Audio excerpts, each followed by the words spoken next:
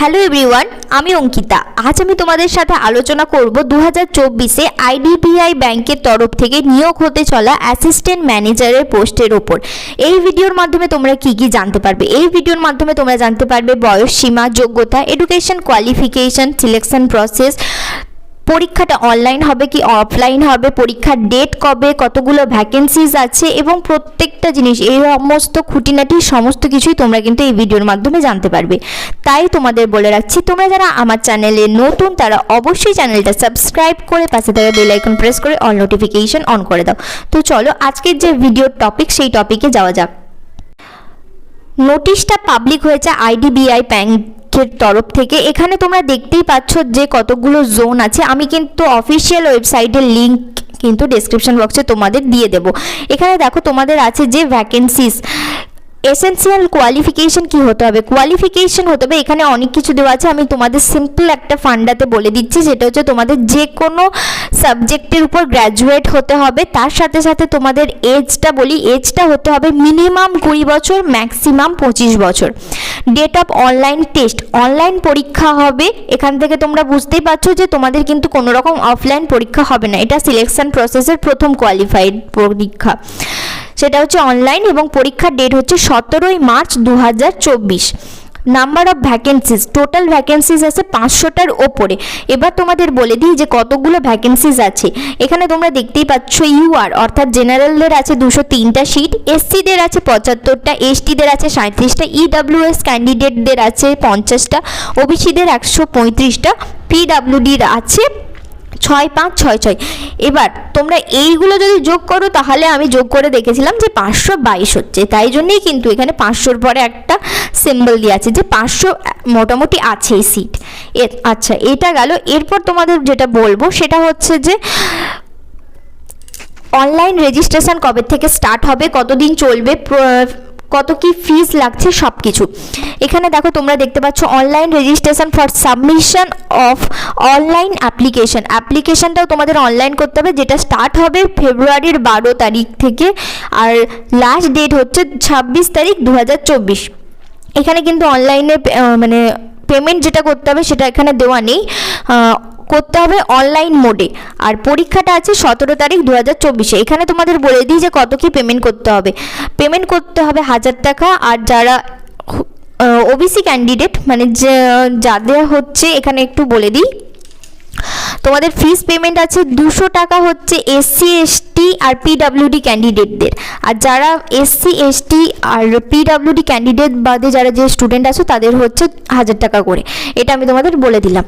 এরপর যেটা বলবো সেটা হচ্ছে যে তোমাদের কত কি, এখানে পরপর অনেক কিছুই দেওয়া আছে। এগুলো কিন্তু আমি শর্টভাবে দিয়ে দিয়েছি। এখানে তোমাদের দিয়েছি আর এডুকেশন কোয়ালিফিকেশন। আমি তোমাদের বললাম যে গ্র্যাজুয়েট হতে হবে। তার সাথে সাথে তোমাদের যেগুলো দরকার সেটা হচ্ছে যে তোমাদের কম্পিউটারের নলেজ জানতে হবে। তার সাথে সাথে কিন্তু লোকাল ল্যাঙ্গুয়েজ তোমাদের জানতে হবে। Regional language will be preferred, ঠিক আছে। এবার লোকাল ল্যাঙ্গুয়েজের মধ্যে তোমরা সবাই জানো, যেহেতু তোমরা গ্র্যাজুয়েট লেভেলে পরীক্ষা দিতে যাচ্ছ, সেখানে তোমাদের কিন্তু অবশ্যই যেটা হতে হবে সেটা হচ্ছে তোমাদের বাংলা, হিন্দি এবং ইংলিশ, এই তিনটে ল্যাঙ্গুয়েজের ওপর কিন্তু তোমাদের সমানভাবে সমান দক্ষতায় কথা বলতে হবে।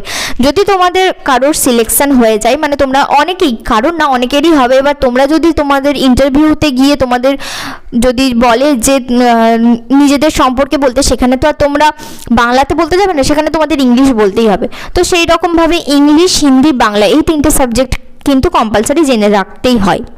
এটা গেল। এরপর হচ্ছে যে এগুলো আছে, এগুলো আমি তোমাদের বলে দিয়েছি যতটা সম্ভব। এই দেখো, এখানে তোমরা দেখতেই পাচ্ছ যে আমি যে ফিজের কথা বলেছিলাম সেটা এটা, যে 1000 টাকা applicant fees and intimation charges, আর 200 টাকা হচ্ছে ফর এসসি এসটি পিডব্লিউডি ক্যান্ডিডেটদের জন্য। আর এই যে তোমাদের পেমেন্টটা হবে এটা কিন্তু অনলাইন পেমেন্ট হবে, অফলাইন কিন্তু কোনো রকম কোনো পেমেন্ট হবে না। যে পেমেন্ট হবে সেটা কিন্তু অনলাইন পেমেন্ট হবে। আর তার সাথে সাথে কিন্তু এটা একটা নন রিফান্ডেবল পেমেন্ট, অর্থাৎ তুমি হয়তো ভাবছো যে পরীক্ষা দেবে না বা কোনো কিছু, তাহলে কিন্তু তুমি এটা রিফান্ড করতে পারবে না। যদি তোমরা পরীক্ষা দেবে বলে ঠিক করে রাখো তাহলেই কিন্তু ফর্মটা ফিল আপ করো। আর যদি ভাবো যে পরীক্ষা দেবো না, শুধুমাত্র ফর্মটা ফিল আপ করে রাখি, তাহলে কিন্তু ফর্ম ফিল আপ করো না, কারণ এটা কিন্তু একটা নন রিফান্ডেবল প্রসেস হবে। এগুলোতে আছে হাউ টু পেমেন্ট, এগুলো আছে। আর তার সাথে সাথে কি কি লাগবে ডকুমেন্টস সেগুলো কিন্তু আমি বলে দিচ্ছি। এই দেখো অ্যামাউন্টটা কিন্তু আবারও দিয়ে দিয়েছে। আচ্ছা, এটা হচ্ছে অ্যাপ্লিক্যান্ট রেজিস্ট্রেশন প্রসিডিওর, এটা গেল। কিভাবে তোমরা অ্যাপ্লাই করতে পারবে এখান থেকে কিন্তু আমি পরপর বলে দিচ্ছি। আর এই যে payment of fees online mode only, শুধুমাত্র অনলাইন হবে, কোনো রকম কোনো ক্যাশ হবে না। এখানে তোমরা যেটা কিছু ইউজ করতে পারো, রুপে, ভিসা, মাস্টার কার্ড, মাস্টারও, এরকম ক্রেডিট কার্ড, ইন্টারনেট ব্যাঙ্কিং, এরকম কিন্তু অনেকেই করতে পারো, সেটা কিন্তু অনলাইন প্রসেস। এরপর যেটা তোমাদের সাথে আলোচনা করব সেটা হচ্ছে যে কি কি ডকুমেন্টস লাগবে। আমি কিন্তু একটা ভিডিওতেই তোমাদের সব জানিয়ে দিচ্ছি, সেটা হচ্ছে 10th আর 12th বোর্ডের মার্কশিট, স্কুল লিভিং সার্টিফিকেট, তার সাথে লাগছে বার্থ সার্টিফিকেট, এগুলো কিন্তু লাগছে। আর তার সাথে সাথে কিন্তু হাই স্কুল এবং ইন্টারমিডিয়েট, আর এটা তো বললাম, তার সাথে গ্র্যাজুয়েশন, প্রত্যেকটা সেমিস্টার, অল সেমিস্টারের কিন্তু তোমাদের গ্র্যাজুয়েশনের যে প্রত্যেকটা 6টা সেমিস্টার হয়, সেই 6টা সেমিস্টারেরই কিন্তু তোমাদের পেপার লাগছে। আর তার সাথে সাথে যেটা লাগছে, যারা কাস্ট আছো তাদের কাস্ট সার্টিফিকেট, যারা পিডাব্লিউডি ক্যান্ডিডেট আছো তাদের কিন্তু পিডাব্লিউডি ক্যান্ডিডেট আছে।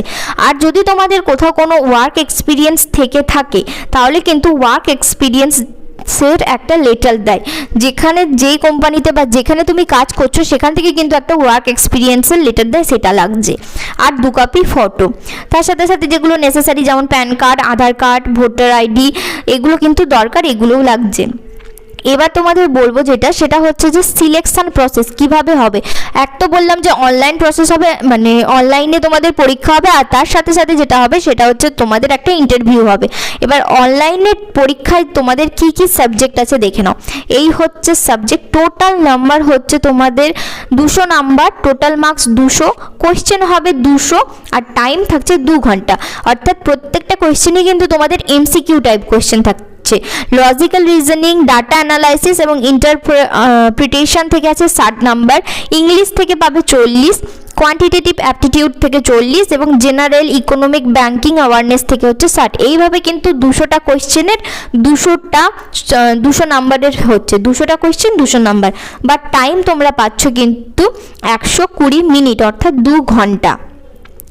এই গেল। এবার হচ্ছে আরেকটা, যে রং নাম্বার, কেউ যদি রং নাম্বার নয়, রং অ্যান্সার দিয়ে দাও তাহলে কি হবে, তাহলে 1/4 নেগেটিভ থাকছে, মানে 0.24 হচ্ছে কাটা যাচ্ছে। 4টে প্রশ্ন ভুল করলে তবেই কিন্তু তোমার 1 নাম্বার কাটা যাচ্ছে। এইগুলো ছিল আজকের ছোট্ট আপডেট। আশা করছি তোমাদের প্রত্যেকটা জিনিসই আমি বলে দিয়েছি।